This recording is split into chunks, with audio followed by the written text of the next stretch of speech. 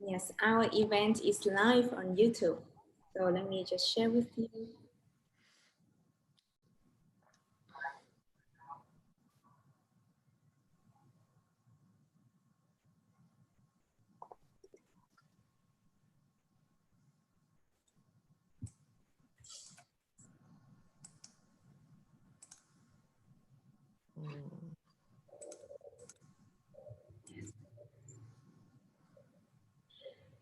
Good afternoon, everyone, and welcome to our side event today.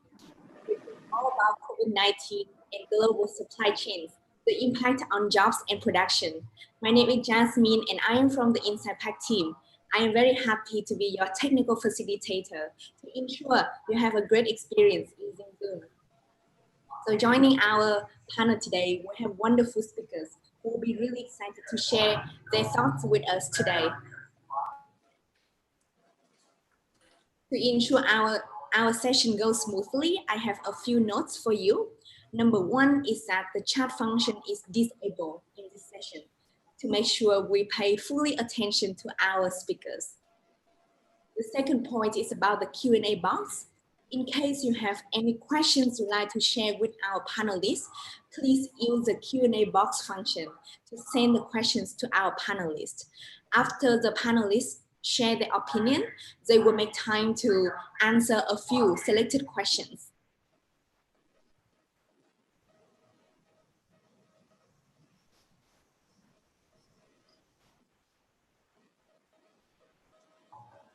And we will start very soon. And thank you once again. Thank you so much, attendees from all over the world, for coming to join us in this session today, as we are at the last day of the United Nations Virtual Forum on Responsible Business and Human Rights 2020. Thank you for taking your time in this afternoon to join us. And right now, without any further ado, I would like to invite our moderator of today's session. Please join me in welcoming Ms. Marva. The floor is yours. The meeting is recorded.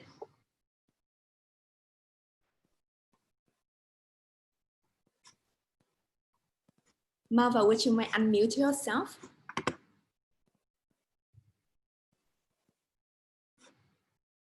My apologies, there I am. Thank you, Jasmine. And good afternoon and good morning, depending on where you are in the world. And welcome to this session on COVID-19 and global supply chains, the impact on jobs and production.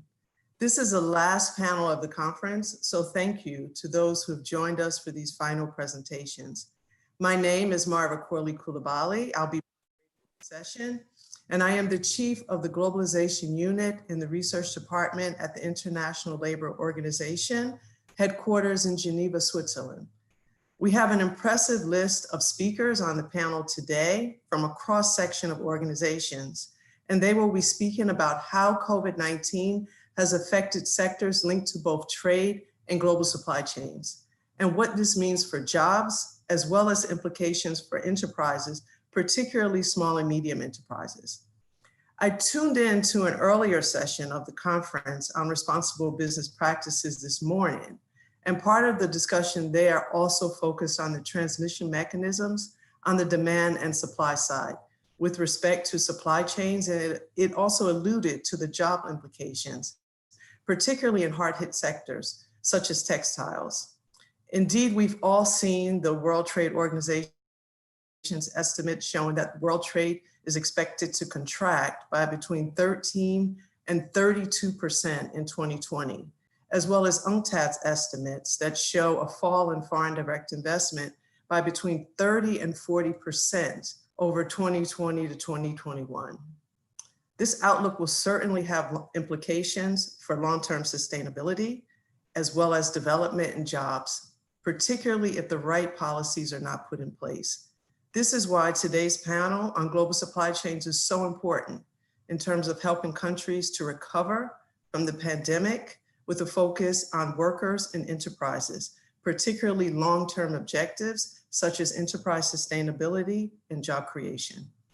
So before turning the floor over to our speakers, particularly the next speaker for welcoming comments, I would like to lay out the format of the session. First, we will have 3 presentations of approximately 15 minutes. The presentations will focus on the impact of COVID on global supply chains, and they'll be presented by colleagues from international organizations. This will be followed by comments and perspectives from representatives of employers and workers' organizations. Ideally, at the end, we will have time for a Q&A, where you can put your questions into the Q&A box. But please try to identify the speaker that the question is directed towards.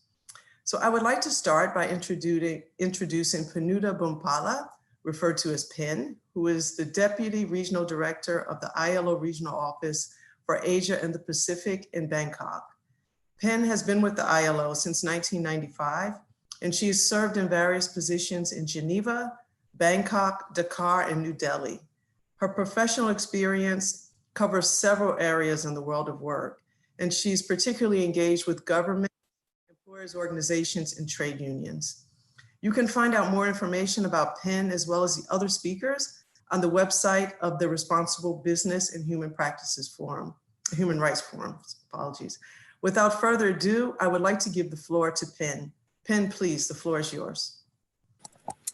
Thank you, Mara, for your introduction.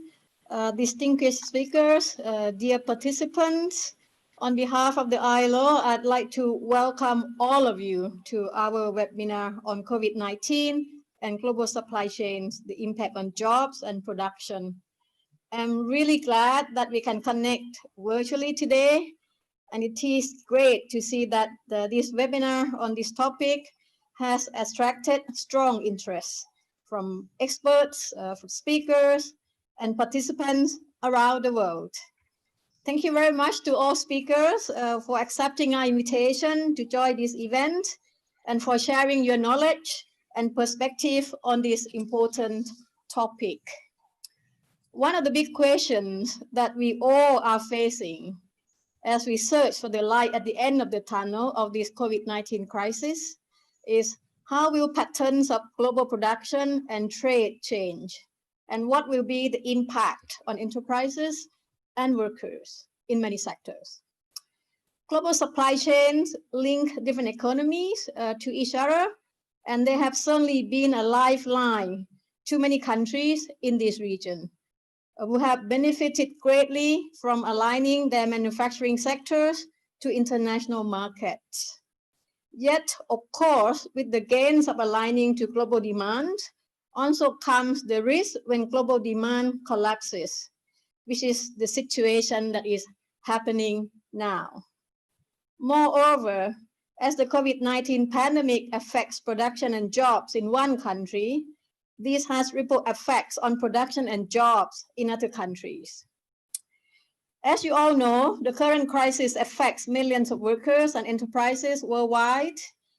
Some workers, such as those in the informal economy, tend to be harder hit than others, as they often lack job security and social protection.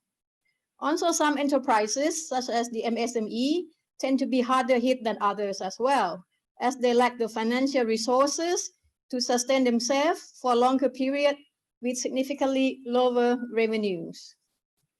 It might be too early to know for sure what will happen with global supply chains over the next few years, as we continue to feel the pain of the current impact of the COVID-19 disruption to production and jobs.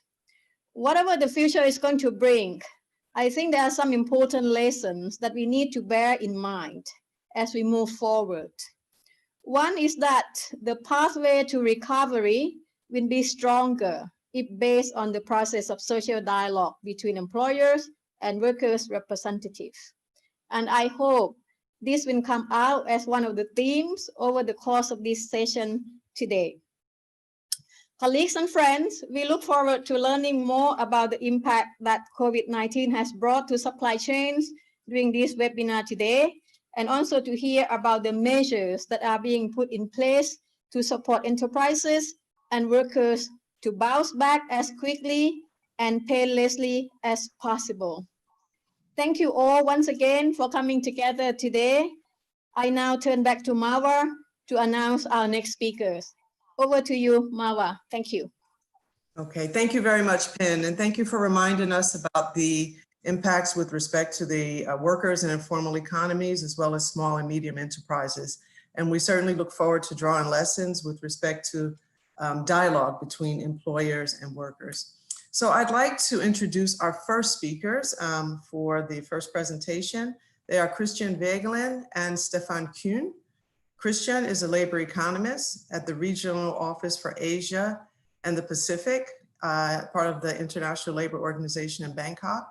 He joined the ILO's Bangkok office in 2018 after spending several years at the research department in Geneva, and I had the pleasure of working with Christian on my team. He contributes regularly to the ILO flagship reports, including the Asia Pacific Employment and Social Outlook, as well as the World Employment and Social Outlook report, two of the flagship reports of the International Labor Organization. His current research focuses on trade, global supply chains, and macroeconomics. Stefan Kuhn, he's also an economist at the ILO, where he's been employed since 2011. He's one of the lead researchers on the production of the flagship report, World Employment and Social Outlook Trends, and it's a report that comes out annually during the Davos conference. Stefan is responsible for the ILO modeled estimate databases, as well as research in the area of macroeconomics, labor economics, and international economics. I'd like to turn the floor over to Christian, who I believe will be starting the presentation. Thank you. Thank you very much, Marwa, for this introduction. So good afternoon, everyone from Bangkok. Thank you very much for attending our webinar. So my colleague Stefan in Geneva and I are going to jointly present you very new estimates that we've been developing on COVID-19 and global supply chains, and how the jobs crisis propagates across borders. And I'm just waiting a second to have the slides on.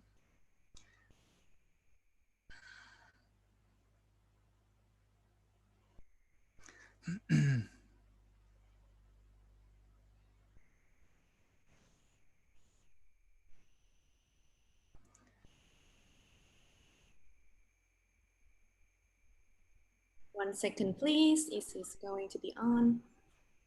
Sure. Yes, there we are. Thank you very much. Yeah. So, yeah, you can go on the next slide, please. So before starting, I would actually like to draw your attention to the fact that this is very soon going to come out as an ILO brief. So it is currently in the process of final review within our organization. And once it is out, you will find it actually on the ILO COVID website. And the link you see there. So this will be very soon. We expect it in the next couple of days. So there have been two types of impact on jobs in global supply chains, we believe mainly. So I'm now starting with the impact through the demand side, and then Stefan will then present you the supply side and also briefly talk about policies. Next slide, please. So let's focus on demand first. I think it's kind of common knowledge that there has been a dramatic decline in consumer demand worldwide. And of course, one may wonder, like how many workers are at high risk or medium risk or low risk actually to be adversely impacted by this drop in demand for manufacturing products. So what do we mean when we say high, medium or low risk? Well, we mean for example, high risk of experiencing a job loss. So that would be probably the most dramatic consequence. But we also have many workers that actually, are working less than they would like to or than they used to, or also we have workers that experience income loss, wage cuts. So, so we are talking about these types of risks. So we develop a risk classification that is based on two factors. So first of all, we look at, like where is the consumer demand that sustains different jobs. So what country are we looking at? How strict were or are the lockdown measures that this country needed to have in place to contain the spread of the virus? Of course, generally, the levels of consumer confidence are really very low, at a record low, actually, if you look at the recent years. But it is quite reasonable actually to assume that at least to some extent, if it of course matters whether shops are open or closed, because if shops are closed, simply yeah, some goods cannot be sold.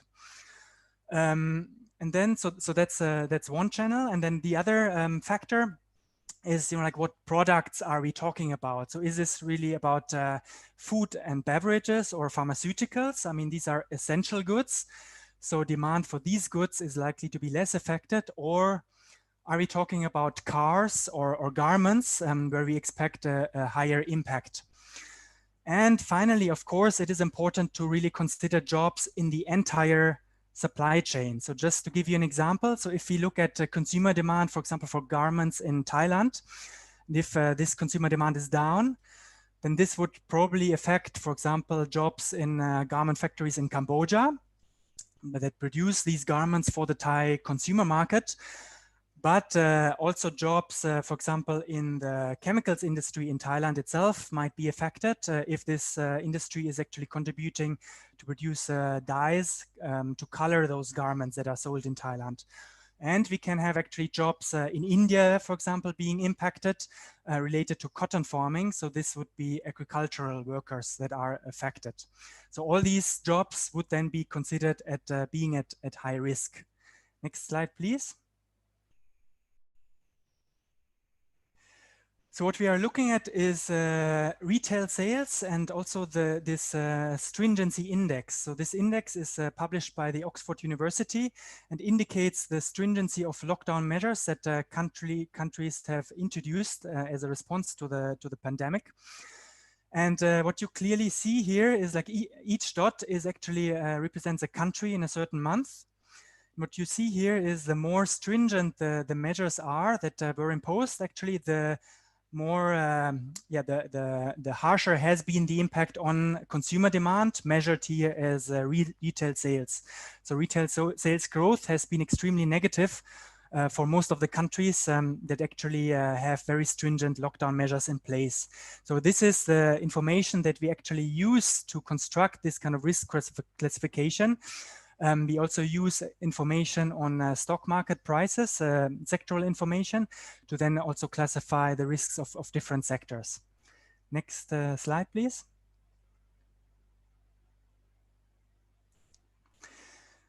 So based on our classification of risks, the risk to what extent the demand is affected in different countries and for different products, we can actually link this to the number of jobs that are at different risk levels. So what we find is actually 292 million jobs in manufacturing supply chains are currently at high risk.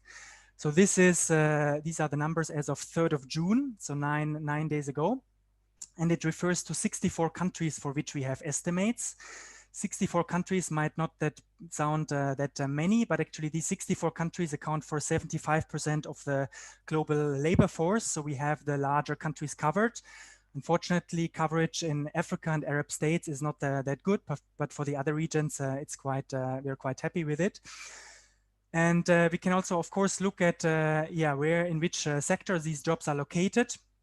And we have obviously many jobs located in the manufacturing sector itself. But as I mentioned before, we also have jobs in services that contribute to the production of manufacturing goods, as well as some jobs in agriculture that are at high risk. Next slide, please. So some supply chains are hit particularly hard. So these are some numbers for example, the textile and garment supply chain. So where we estimate that actually 73 million jobs are at high risk of being currently affected by the lockdown measures. 54 million jobs for the motor vehicle supply chain and other supply chains as well. Next slide. And of course, one can also look at this. How has there been the evolution over time? Because obviously the lockdown measures, they have been varying over time. Some countries have recently started to ease measures. Other countries have actually gone into the other direction. And what we see here is actually what we show here is the share of jobs at high risk in total employment for the world, which are the 64 countries. So this is the solid line, and for the different regions, so these are the dashed lines. What we see is that currently still about 12% of all jobs are at high risk. And the share of jobs at high risk is highest actually in Asia and the Pacific. So all this shows you really the scale of this crisis, which is really unprecedented. And so this is just the impact driven by the collapse in demand, in consumer demand. So we are not really yet talking about, of course, workers related to retail sales that work in the shops, or workers in hotels and restaurants. So this is not the workers that we consider here. So we really look at workers that are linked to manufacturing supply chains. And we also have not yet talked about the impact that comes through the supply side, which is what my colleague Stefan is now going to focus on. So Stefan, floor is yours. So the next slide, please. And the disruption of supply of inputs for production presents the second channel of international propagation of the COVID-19 crisis. So the intuition is when other countries impose workplace closures, then manufacturing enterprises might suddenly lack vital inputs for their production. And this can be very problematic. So at the global and country level, we have 3 indicators that will signal the risk that such a supply chain disruption will have a major impact on enterprises and workers. So the first one is the share of imported inputs that is coming from countries with mandatory workplace closures. And here we are actually looking at the full supply chain. So not only that inputs are coming from another country directly, but also whether the inputs that are produced in that other country rely on inputs from other countries as well. So the second indicator is how important are imported inputs as a share of all inputs. And the third one is how diversified are the source countries of these inputs. I will go explain more about these 3 indicators in the following slides. So if we go to the next slide, which shows that in the beginning of June, around 35% of all imported inputs came from countries with mandatory workplace closures in place. So that's pretty high, but we can see that in the beginning of April, that number was actually at 60%. Nevertheless, so much higher. So since then, especially during the month of April, a number of countries were able to lower the restrictions, economic restrictions, but nevertheless, the 35% remains important because we also need to consider that even the lack of a small share of inputs could potentially seriously disrupt production. Also, an ILO survey among enterprises found that 55% of those expected supply disruptions to last throughout 2020. So the next slide shows that the next slide. Thank you. It shows that the region of the Americas currently is the region that's most affected by supply chain disruptions, where more than 50% of imported inputs were disrupted. So that number is more than twice as high as, for example, in Europe and Central Asia at the moment. So the next slide, please. The next slide is considers the general vulnerability of sectors to disruptions in input supply. So here we have 2 dimensions. So the first dimension is when the share of imported inputs in all inputs is larger, which is what is shown on the horizontal axis of this figure, then a sector is more likely to be negatively affected by foreign workplace closures. So this should be straightforward. The second dimension, which is the vertical axis, is equally important though. So in the coming months, we might see locally limited rebounds of the health crisis, where only one or few countries might reimpose mandatory workplace closures at a certain time.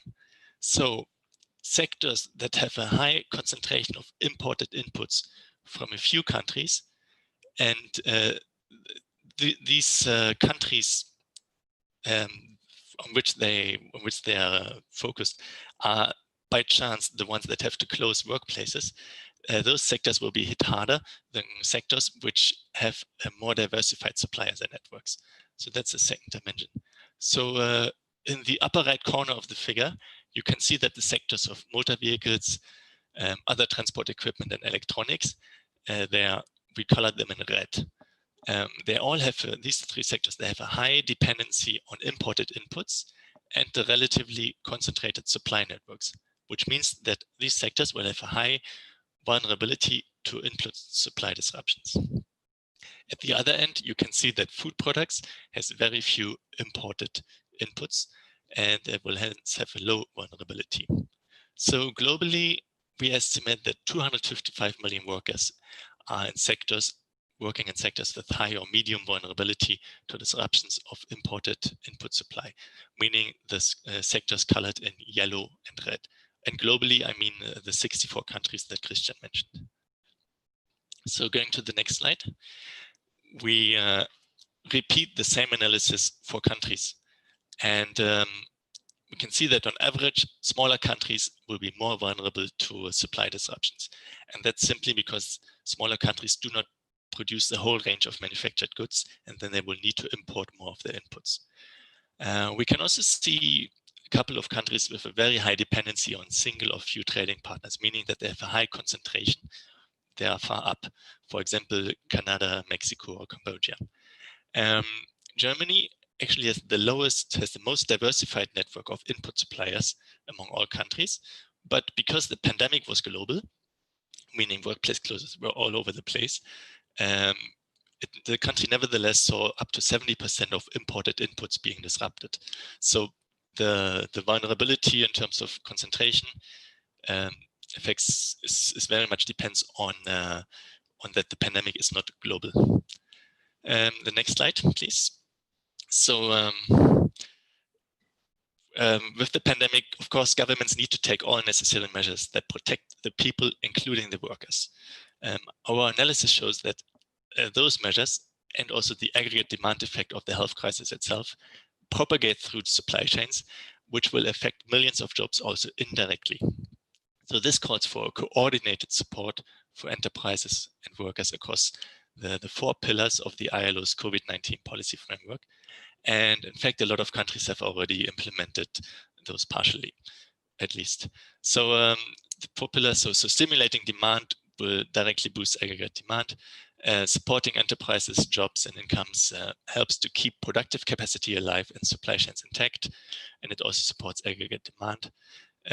Also having effective strategies to protect workers in the workplace, including, for instance, extensive testing and tracing, allows workplaces to be kept open. And it can also raise consumer confidence because consumers feel more secure. Finally, enterprises might react to the crisis by reorganizing supply chains to adjust risks or to take advantage of new opportunities. Here, I want to reiterate what Pin said. It's important that social dialogue forms part of these processes to ensure that those changes are actually beneficial to both workers and enterprises. And going to the final slide, please. I want to finish, the next slide, please. I want to finish the presentation with a statement by the ILO's Director General Guy Ryder that also applies to the potential changes that this crisis will bring to global supply chains. Now is the time to look more closely at this new normal and start on the task of making it a better normal. Not so much for those who already have much, but for those who so obviously have too little. Thank you. Thank you, Stefan, and Christian, for keeping to the time. It was an excellent presentation, quite stimulating, also for reminding us about the need for dialogue in the recovery process.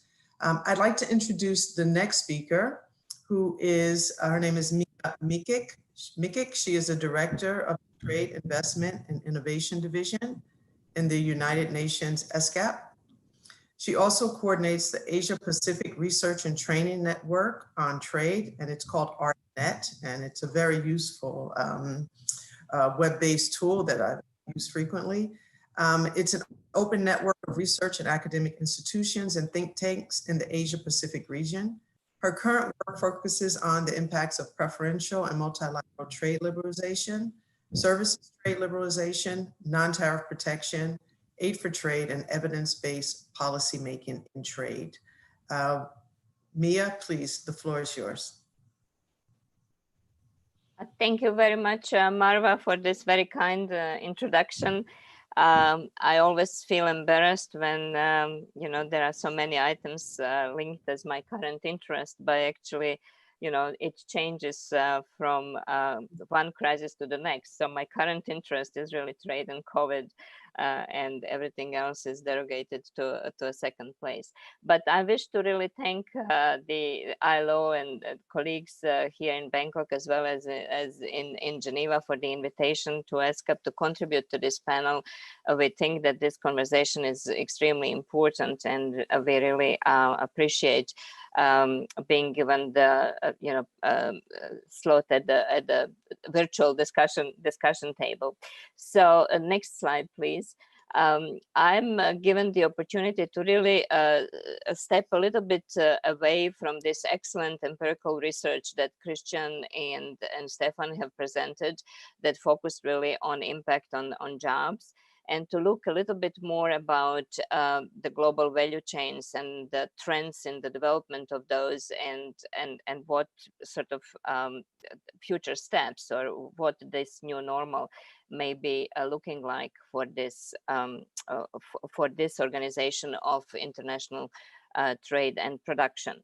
So there are, of course, so many questions that have been raised with respect to global value chains in the context of pandemic, and particularly because many identify global value chains with the globalization or phenomena of globalization, and so then it got lumped together, and the comments go from one extreme by basically blaming the global value chains for all the ills that we are now experiencing through this crisis, to the, of course, another extreme where it is seen as a victim of inadequate government policies in particular sectors like healthcare and social protection, which hasn't provided enough of the buffer, and therefore the impacts went directly into the real economy.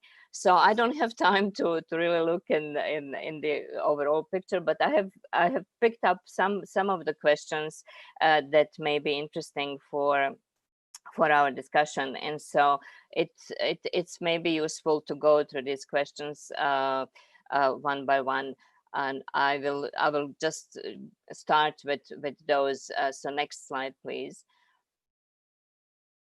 So what we know, looking at the measuring sort of a participation of global value chains in international trade, is that the peak of those was really with the global financial crisis in 2008, and after that, if you wish, the decade of a honeymoon with the global value chains has finished, and we have a stagnant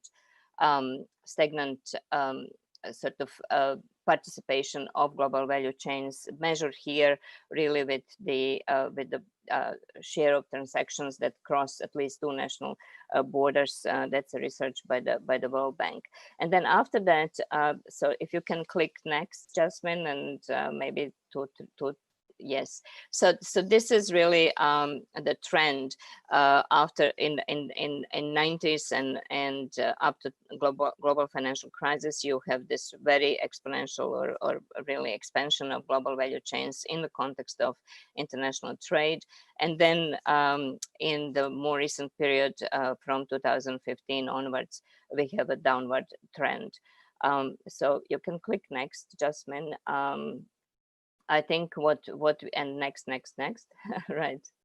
So what really contributed to the slowing down of this is really also the trade war in 2018 and 2019 and ongoing.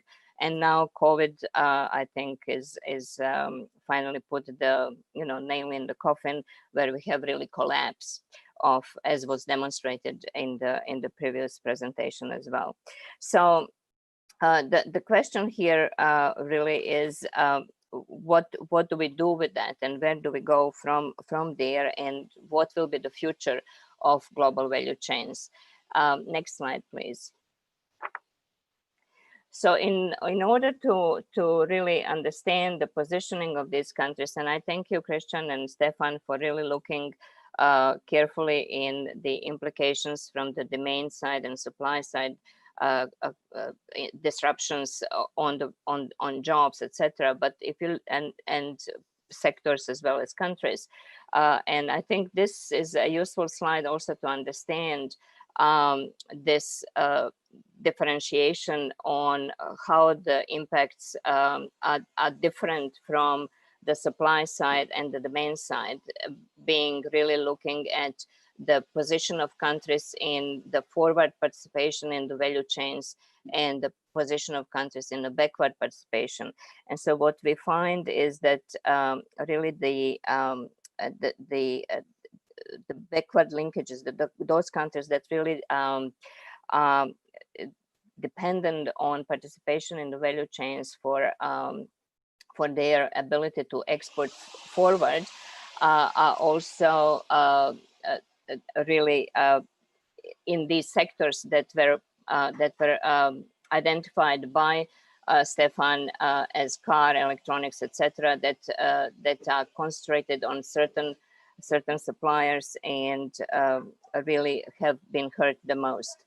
In a context of the other countries that are not so much involved in the later stage of the production, but are actually supplying inputs and commodities in terms of forward participation, we also find that these have been hurt quite a bit, and particularly because the prices of commodities that these countries export in this context have been have plummeted, as we know. And then these do not take into account also the services sector, and we know that in services sectors we have gotten those that are dependent on the frequent and close proximity of people and mobility of people, like tourism, entertainment, hospitality, etc., that have suffered the most. But other services that were maybe in certain part of logistics and in certain type of that were able to convert to digital platforms were able to actually enjoy the positive demand shock and to boost both revenues and employment as such.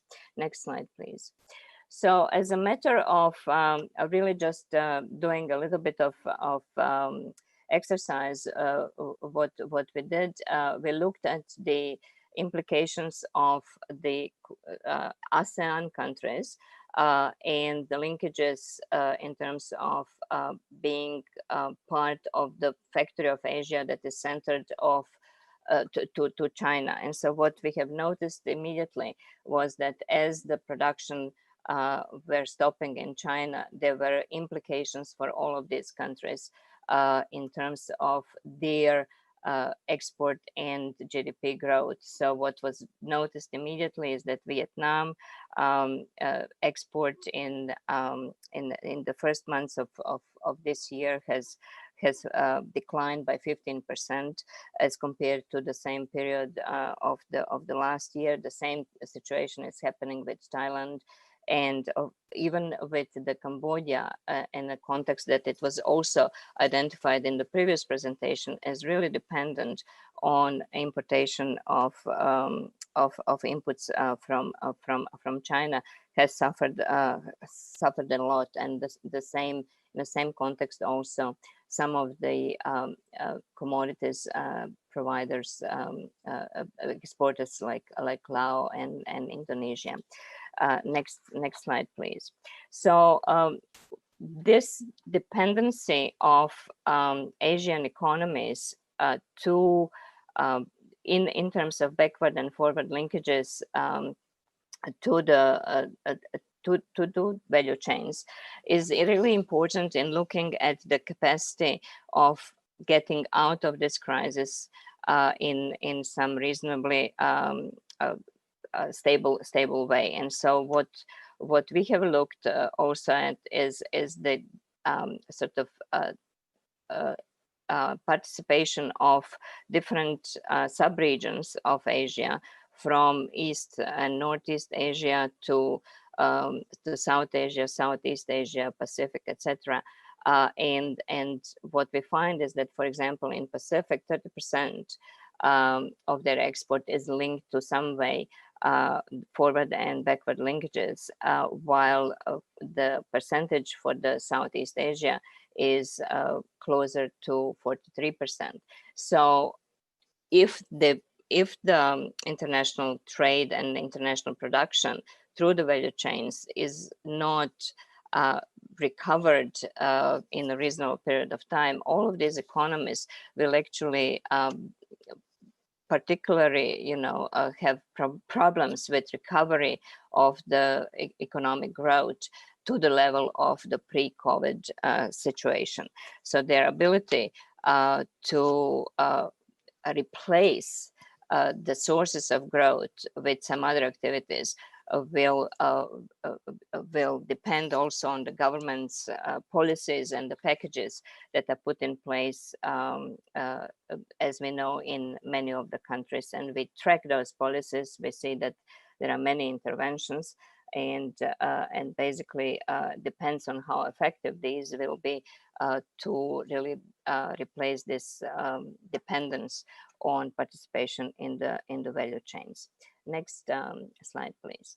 What we also have seen is that the uncertainty that has actually is inherited from last year and the year before, with the really deepening of trade tensions internationally, and in particular between the largest trading partners, China and the United States, have, through the pandemic situation, also really being reflected into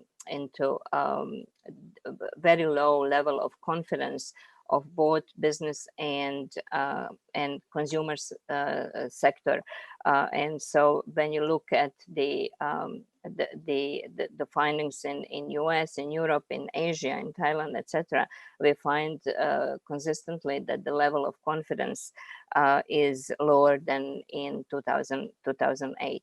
So that will speak to the expectations on the demand recovery, because if that confidence is so low, the demand is not going to be coming or springing back, even if we do have normalization of people's mobility within the national economies, because there will be this uncertainty and the lack of confidence, which is definitely not helped with the deepening of the further deepening of the trade tensions between the largest trading partners, and also is particularly sort of put to challenge by increasing talk about changing the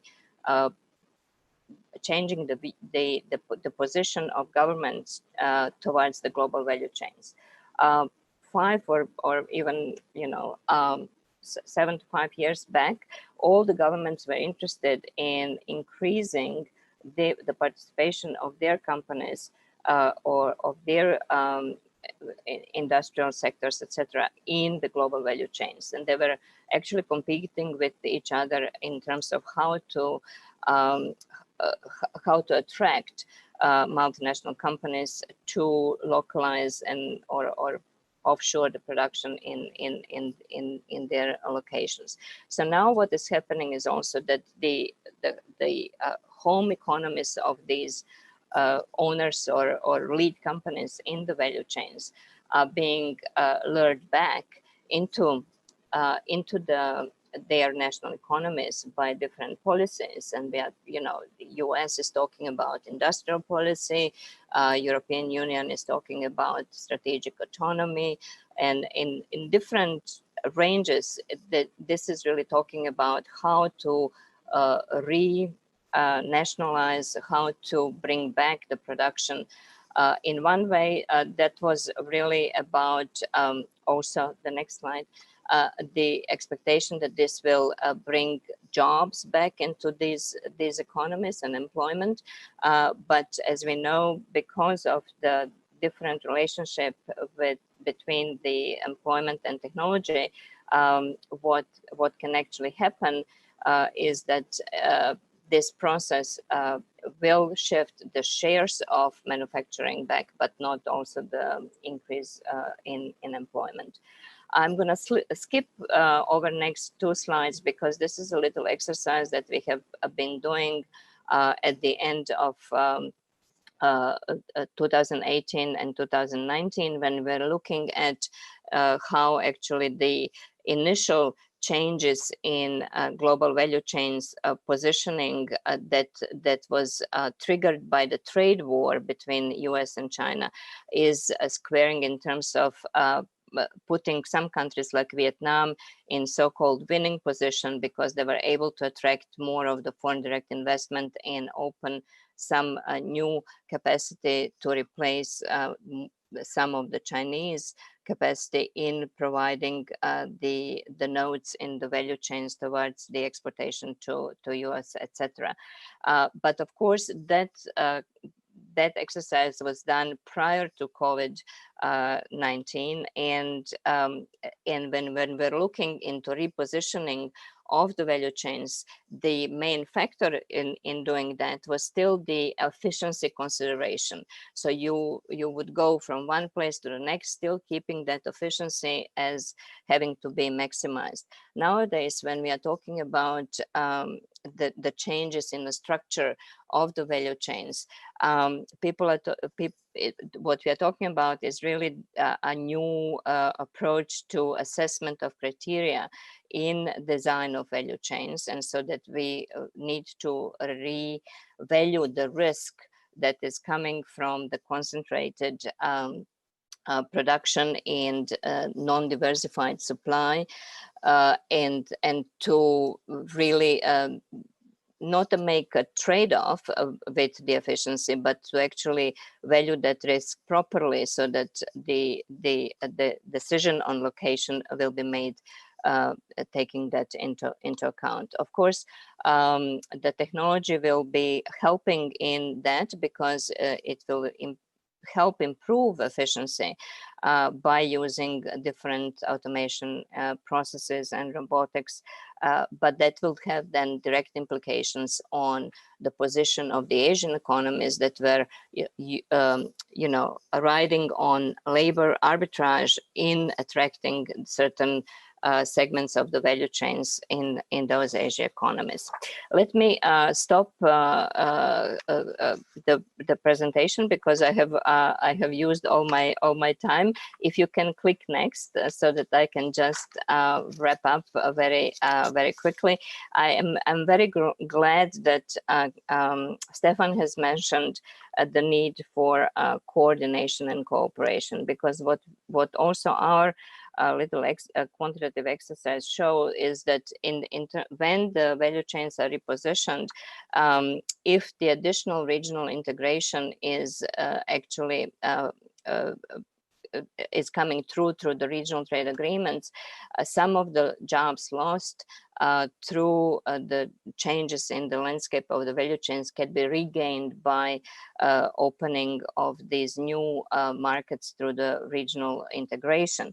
For that also, and for the purposes of really taking care of control of management of trade policies that went all over the place in the first 2 months of the pandemics, we need to have much more of coordinated approach between the governments. I think the governments have really lost trust in each other, and that is because the role of multilateral regime that was supposed to be the guiding of the trade policies in this context was really not there when the countries needed it most.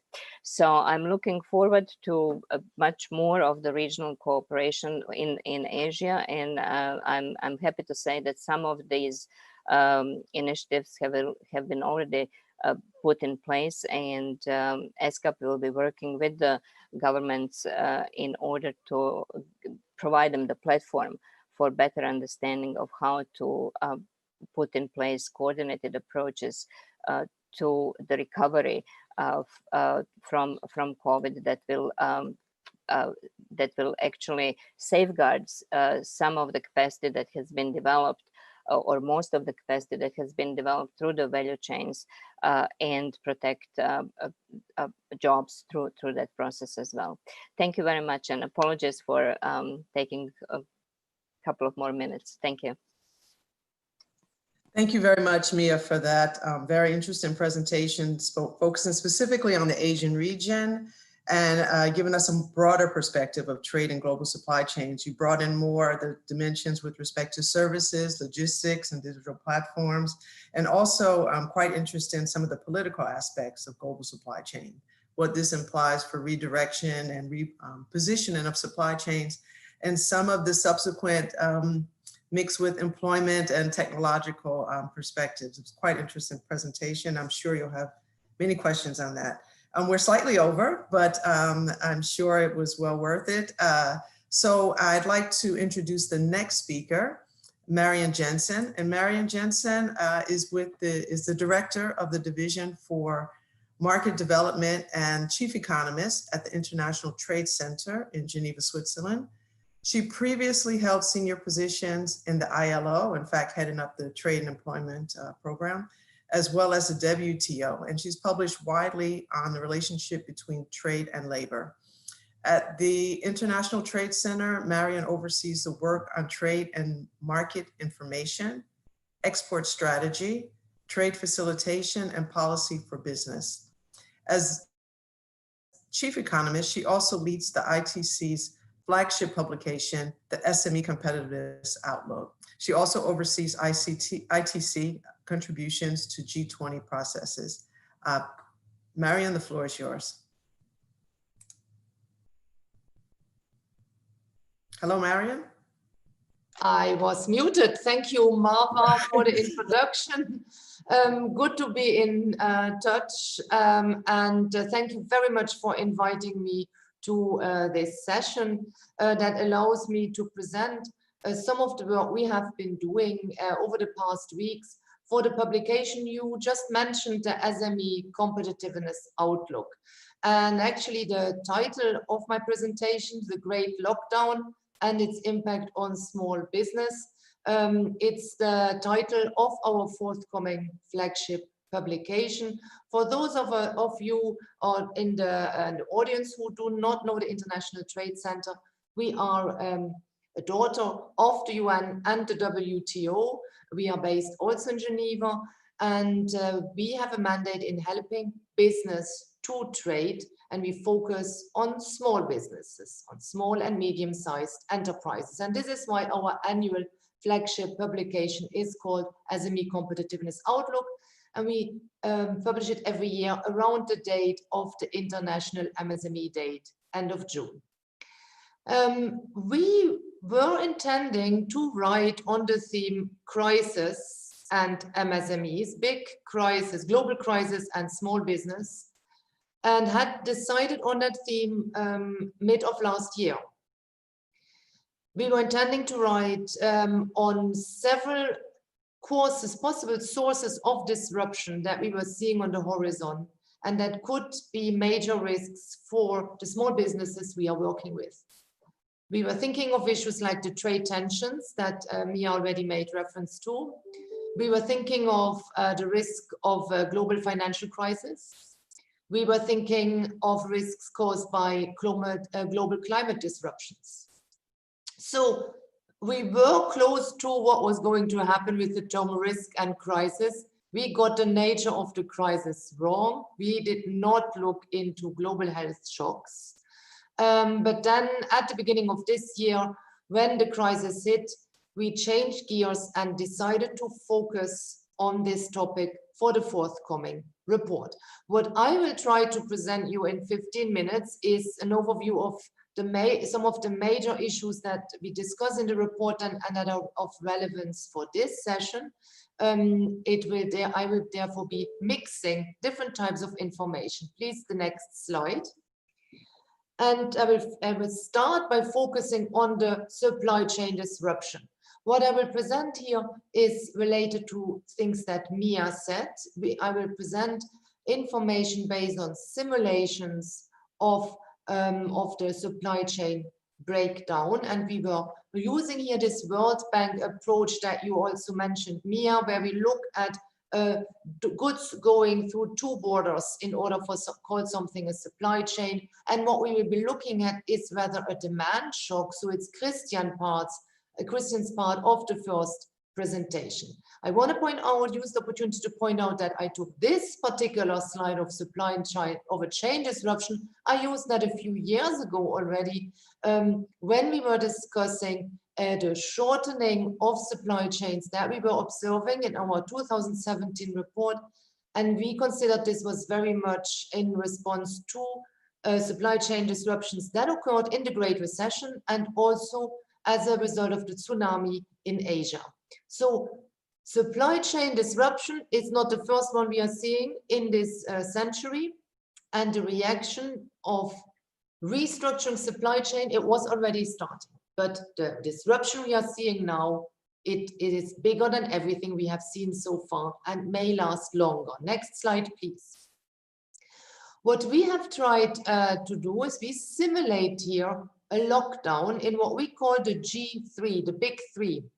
Big three being United States, European Union, and China.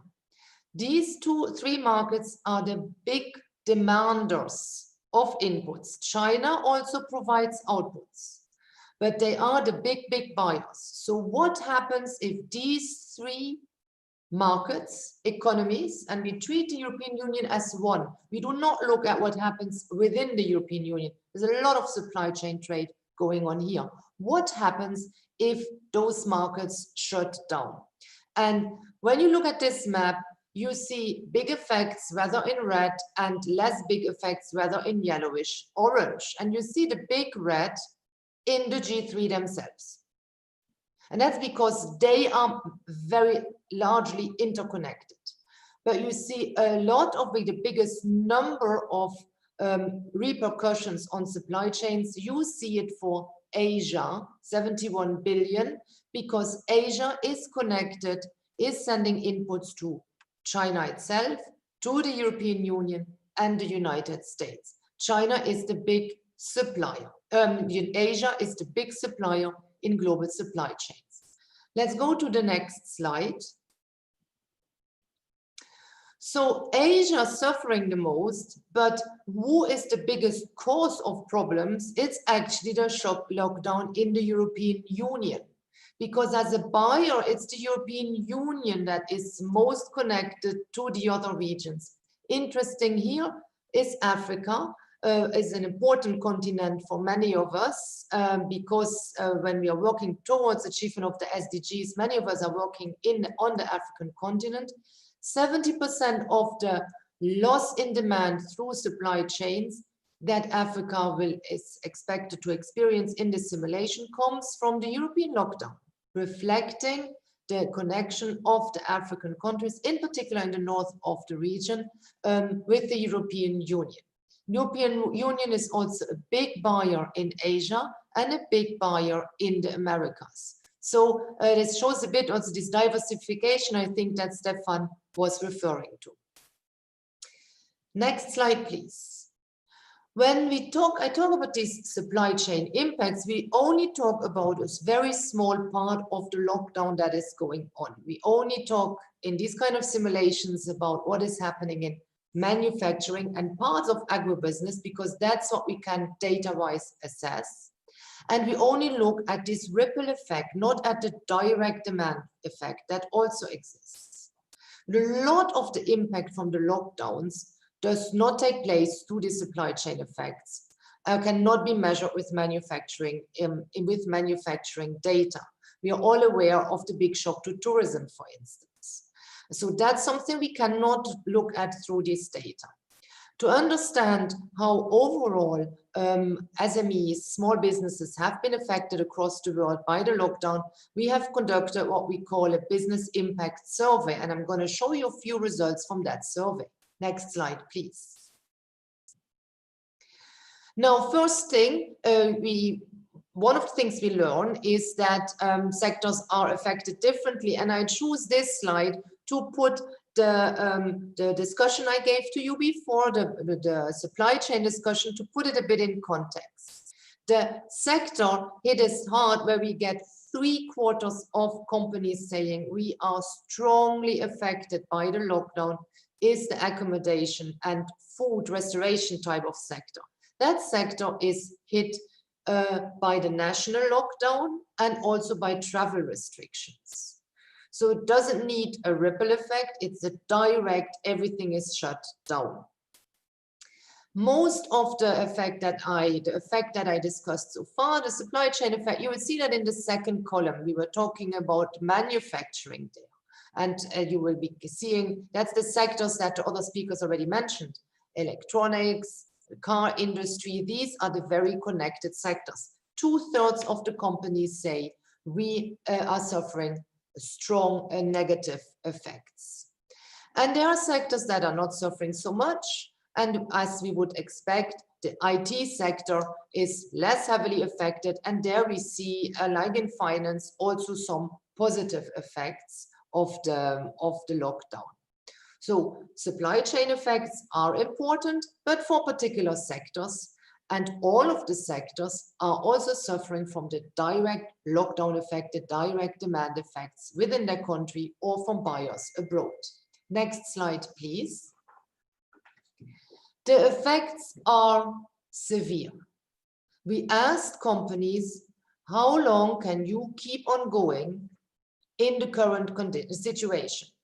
So current, of course, changes over time, but we asked the questions, if you have to continue going with the current lockdown situation that you are facing, when is your business at risk? And what you see, and that's the third column, is that 1/5 of companies tell us that they may not be able to survive for 3 months. They may have to close down within 3 months of time. Now, if you do a rule of thumb calculation, we know that the number of employees, the percentage of the workforce employed by SMEs is around globally 70%. You take 15% of these 70%, 20% of these 70% being lost, that means 15% of jobs globally may be at risk because of bankruptcies among SMEs.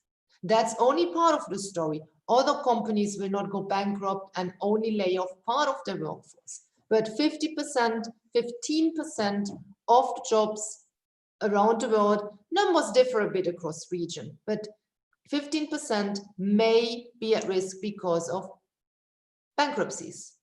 These are big numbers. And the reality will be slightly different from 15%. But I think the magnitudes of these numbers is something that should alert us. And the effect may be very rapid if players, in particular governments, do not act rapidly. Next slide. In this context, one finding is worrying us. We know that across the globe, many governments have intervened, have rolled out packages to help SMEs. Of course, wealthier countries find it easier to do so than poorer countries, and not all countries have mechanisms in place to distribute the funding. But there's one simple thing that governments could do to make their access to their help easier and more rapid, because time matters, and that is ensure that the SMEs, that companies at least know what you are doing. 50% of the companies, of the smaller companies tell us, smaller micro companies tell us, we find it hard to access information on the benefits the government is giving us. We know something is going on, we heard about it, but we don't know what it is and how to get access to it. So if 50% of the SMEs don't know, find it hard to access the information, that's one factor that may slow down that help packages that have been designed reach those who most need it. That's something we should be concerned about in a situation where time matters. Last slide. So we are in a situation of crisis.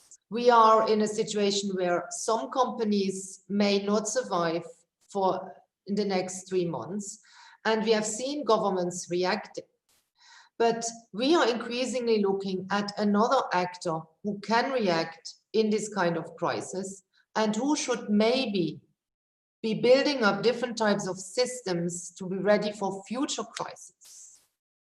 We believe that the theme of resilience will be a top topic, a buzzword for the coming months and maybe years. And that's also one of the terms we are using for our new normal scenarios at ITC. And like Mr. Ryder, we hope that the new normal is going to be a better normal. And in order for that normal to be better, we believe it must be able to cope with crisis situations more easily, because this may not be the last crisis that hit us, and COVID-19 may not be over. So one of the things we have been seeing is that within supply chains, suddenly the different actors in the crisis starting to take care of themselves. We have seen a lot of evidence of suppliers not receiving the pay for goods they already delivered. Or we have seen a buyer suddenly pulling out of contracts. We know, notably from ILO research, that SMEs often, suppliers in developing countries often get into badly designed contracts with big buyers because they simply don't know how to set up a contract with a multinational company. Now, those bad contracts have now been a trap for them. Risk has been pushed down the supply chain and is putting them under a lot of stress. We are therefore looking with other partners, and I know the ILO is also active in this field, at what can be done on making supply chains more resilient, on getting a system where suppliers and big multinational buyers deal with crisis situations together. We believe that managing a crisis together is a win-win situation for the buyer and the suppliers. But it would mean that the two together would look into, can the payments be made? Can assistance be provided? And definitely everybody should stick to commitments where that have been made within the contractual arrangements. We look forward to continue that type of discussion with other players in the private sector, in international organizations and governments in the near future. My last slide makes an announcement. Please join us on June 24th to look at this TV, what will look like a bit of a TV program on the Great Lockdown and its impact on small business. Many people will intervene there, including from business, and we will show the results that you have seen today and many others in order for us to better understand how SMEs have been affected and what can be done to help them. I thank you very much. Thank you, Marion, for that excellent presentation, and also for giving us the information about your forthcoming publication. June 24th, we'll all be there, live stream, to see that's the launch of the publication. Also reminding us about some of the direct effects from COVID for enterprises, particularly small and medium enterprises that don't take place within supply chains, but actually are impacted because of this whole ecosystem that we see around the clustering of firms. And I think your point in the last slide with respect to resiliency will certainly get a lot of questions in the Q&A, because that seems to be one of the buzzwords lately. So some questions about what that actually looks like going forward, particularly in the Asian region.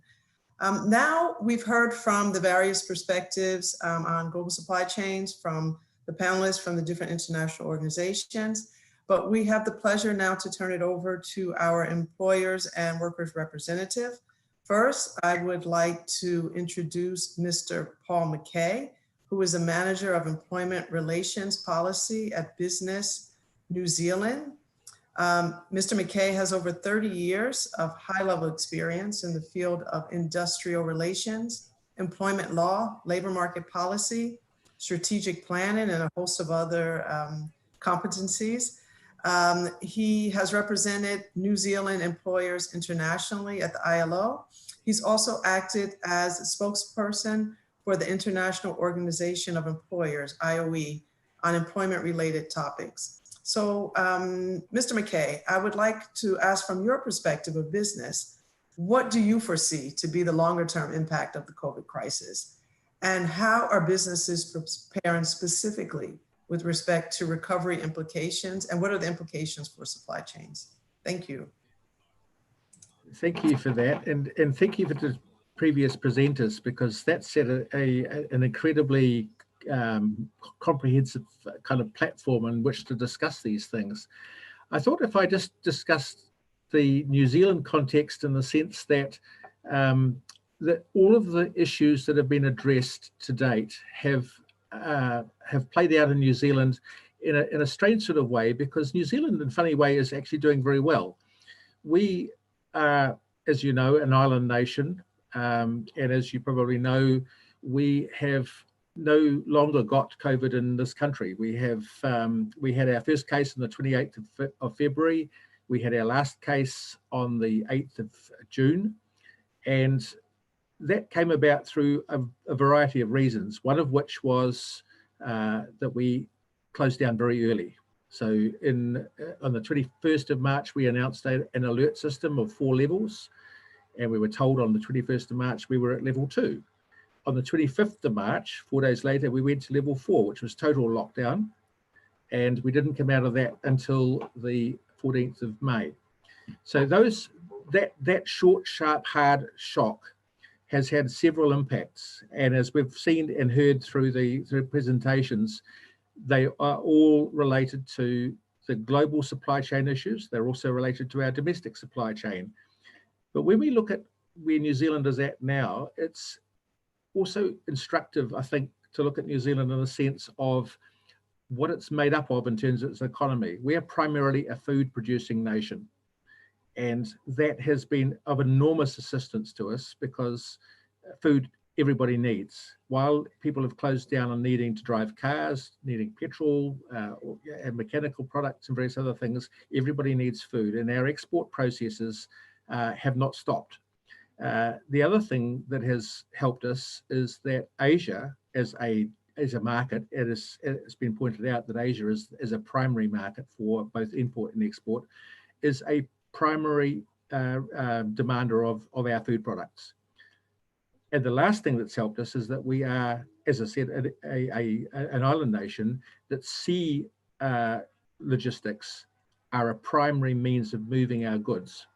And those combination of things, the isolation, the ability to close our borders, the fact that we are a food producing nation and that we are primarily a sea logistics user, and that sea logistics has not stopped. They've pretty much kept going unstopped throughout the process. So all of those things are factors in the fact that New Zealand is now looking at, as of today, an upturn in our domestic and economic performance.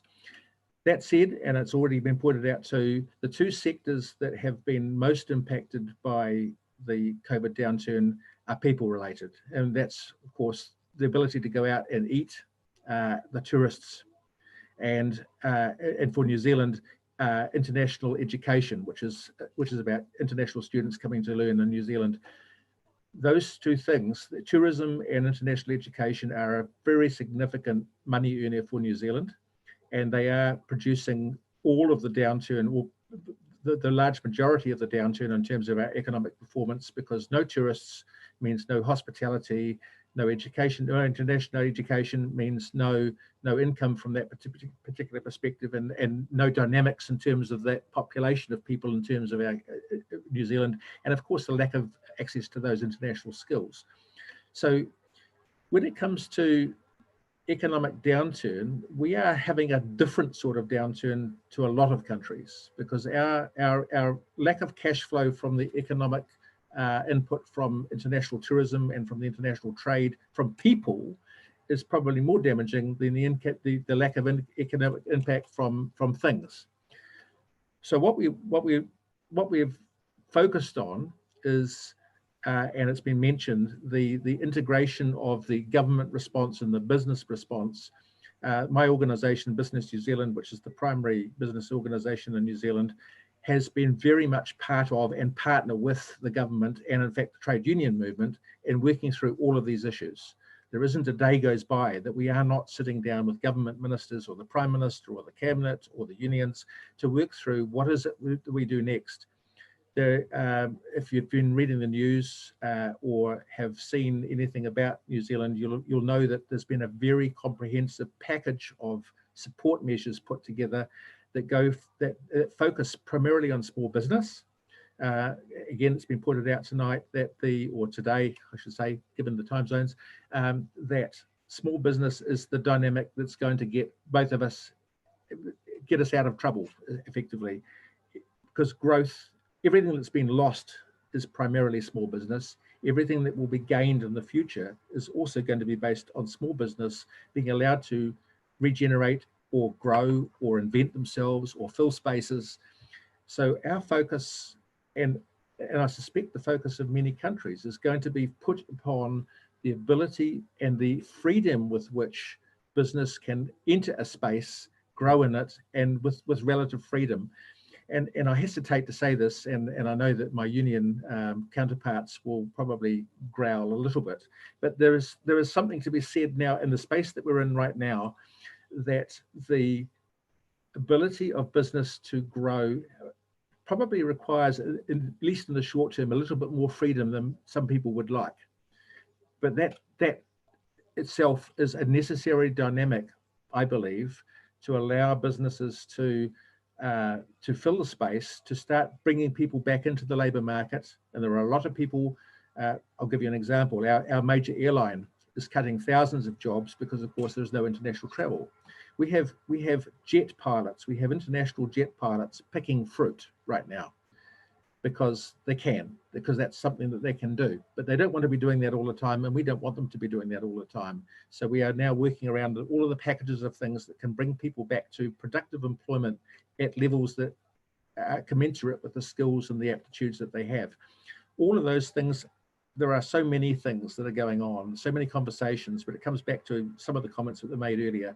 Coordination, cooperation, and absolutely focusing on what it is we need to do as a country. I'll leave it there.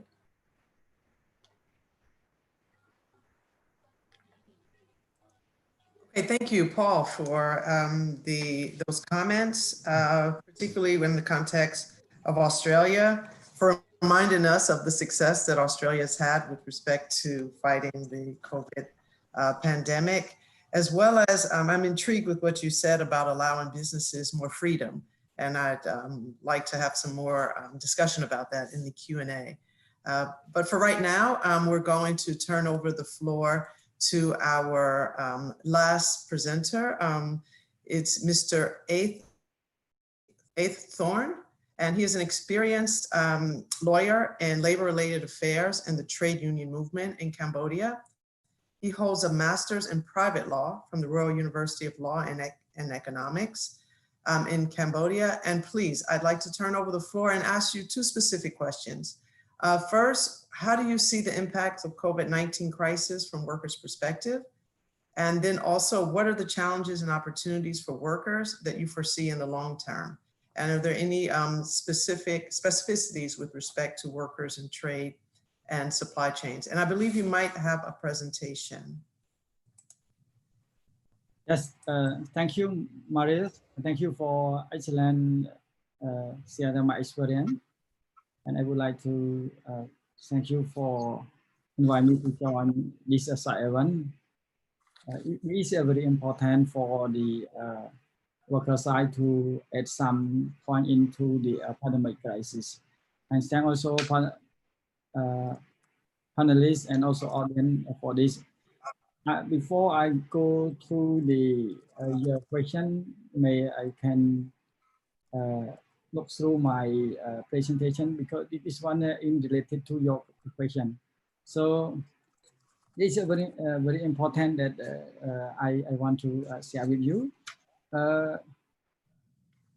Please share my slide.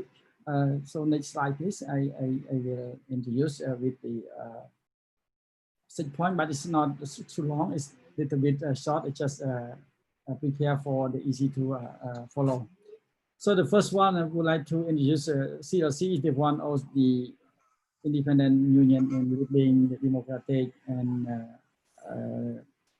independent, and we are more than 10 years experience in the labor movement, and also now we have many members from different sectors as the slide. Next slide, please. This is my background, my CLC background. Next slide, please. In the global supply chain is a topic is very important to share of you. May you know the global supply chain is related to the from country to country, especially for the Cambodia. We want to share with you about the some of context from us. We are the more significant raw material from abroad and mainly from China, and also we are the one of country in garment sector. We just make trim model. We not have enough material. We also export 80% of the product to EU, US, and other market in around the world, including Canada, Japan, and other countries. So in Cambodia, we produce travel goods, bicycle, agriculture, footwear, and also the garment product around 11 million US dollar per year export to outside. This is one around 2% of the total percentage sharing world business around the world. In the COVID-19 situation, I also want to share with you about the Cambodia. We just confirmed who are infection of the pandemic since January 27.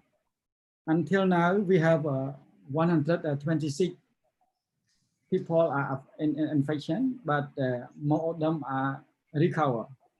And I did not see anyone die or serious, but it's good for us. But in this time, government also have take action to detach our people and also ban some of the visitor from several affected countries, and also closing some school and urging people or citizens to avoid mass gathering, especially during Khmer New Year. We also know a celebration.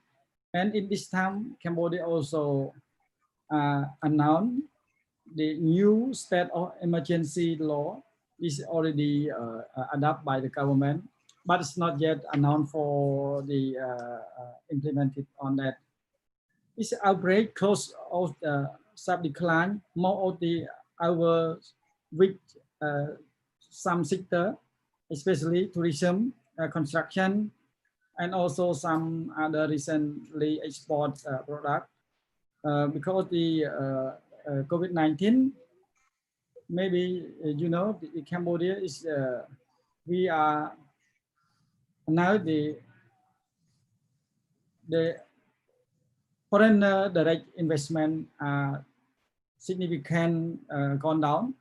It's around 50%, but I'm not show you this data because this one I have got unofficially from the government. So we also have a lot of challenge. I also want to share with you some of the problem. This one now we are facing lack of the raw material in production. We are based on the our production, and we also no more currently no purchase seeing order from brand, especially EU and US. We also some of the trade union challenge with the uncooperative attitude from employer or government. We also have some worker affected from this problem. Now around of 1,076,000 jobs are currently at risk to COVID-19 based on a report by the World Bank.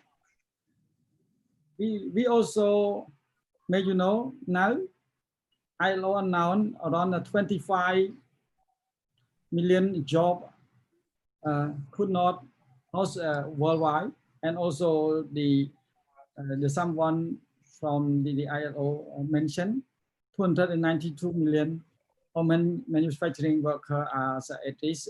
This one is a very concern around the world, and worker also temporary without compensation because the employers not respect the law, and also worker no longer income, and now some worker it's not easy to find the new job. This one is problem. In this challenge, I also have the opportunity in Cambodia. A trade union is very important to assist worker to have worker in to understand or have worker during this problem. We also represent worker to advocate government to have some of the training soft skill for a worker. And also we see that now increase the social protection responsibility by the government. We have some measure from the government to have a worker. This lesson learned, which is push the stakeholder, including the trade union, government, and the other relevant worker to join together, especially in this time. Government, they announced to provide the allowance $40 for the worker, and they also ask a company to pay $30 for worker as well who are suspended. But this one is not that much. Is I compare with the minimum wage is around 27% of that one, and this one's not only all worker in Cambodia, but just only garment, footwear, and traveling good and tourism retail. But it's not include tourism, informal worker, other worker. So this one is I see some the opportunity. In this opportunity, I would like to send my suggestion on behalf of the trade union side to ILO, also UN, and also the ITUC and other international stakeholder to pushing brand to pay the worker at least 40% of the basic salary during this problem for workers who are suspended, also the losing the job.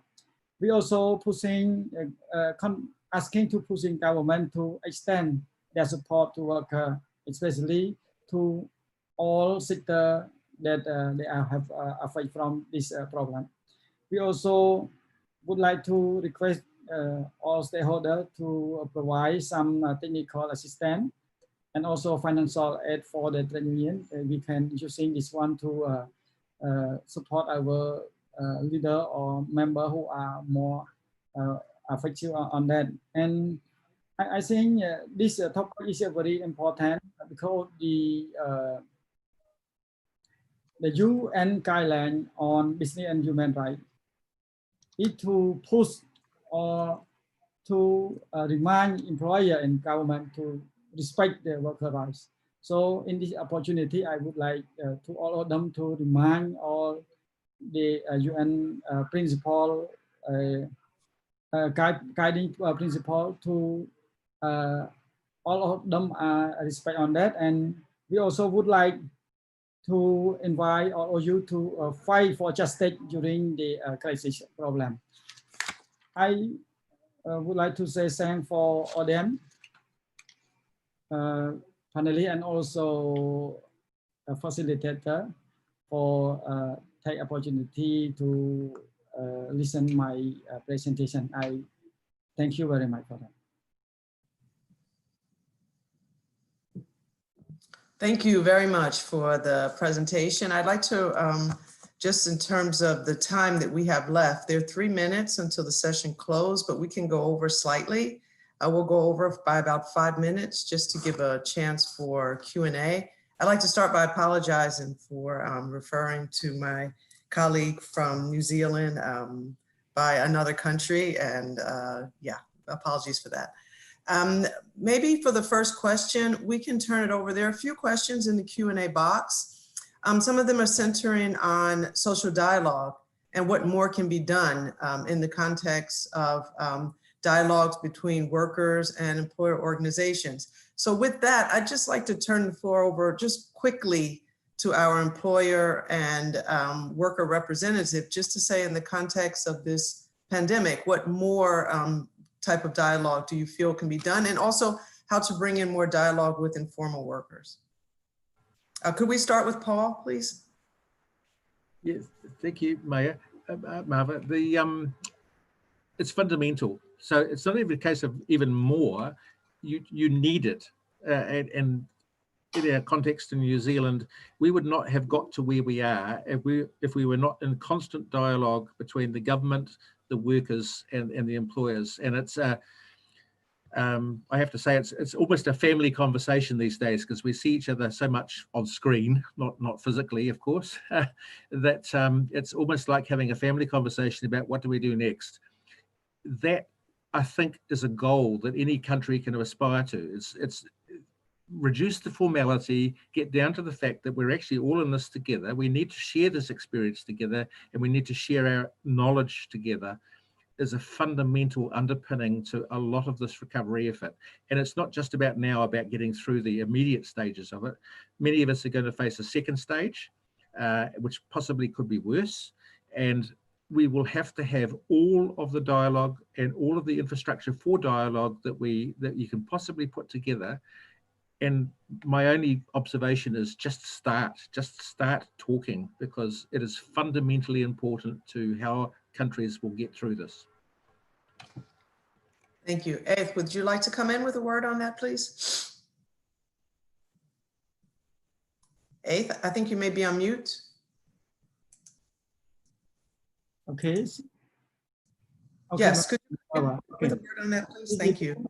From worker side, in the context of my countries, we are see the attitude of the government and employer is not really welcome for the social dialogue.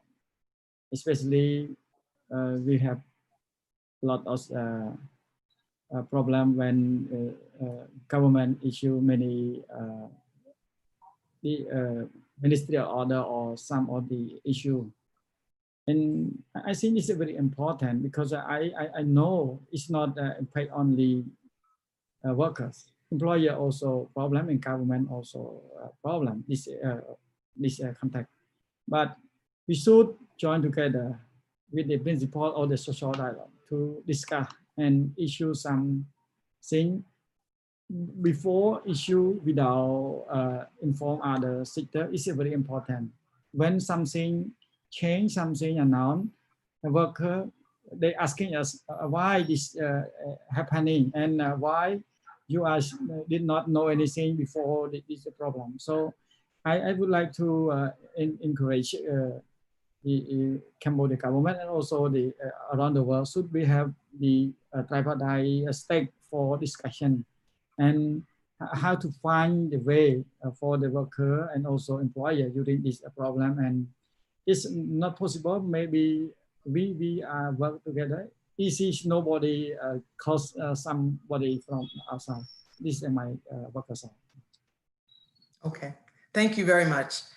There is a question in the Q&A box about, it's directed towards Stefan, I believe, and it's specifically with respect to the inclusion of working poor, unemployed, and the disabled within the references to the 4 pillars. Could you comment on that, Stefan, please? Yes. So the 4 pillars of the policy response framework of the ILO, they are based on the international labor standards, which define human rights at work.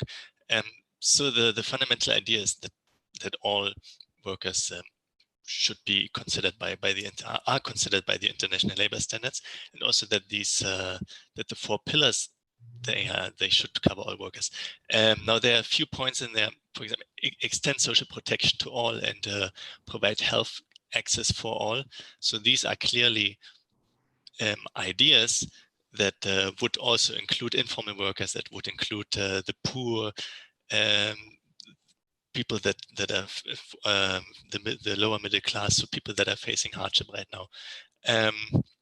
Now, these things haven't happened in the past, but maybe this crisis shows that if we do not set up systems beforehand that allow including everybody to benefit from social protection, from coverage, that that a crisis comes by where people cannot take care of themselves. Because I think in the past the idea was always, okay, that's capitalism, people will take care of themselves, but in this crisis they cannot.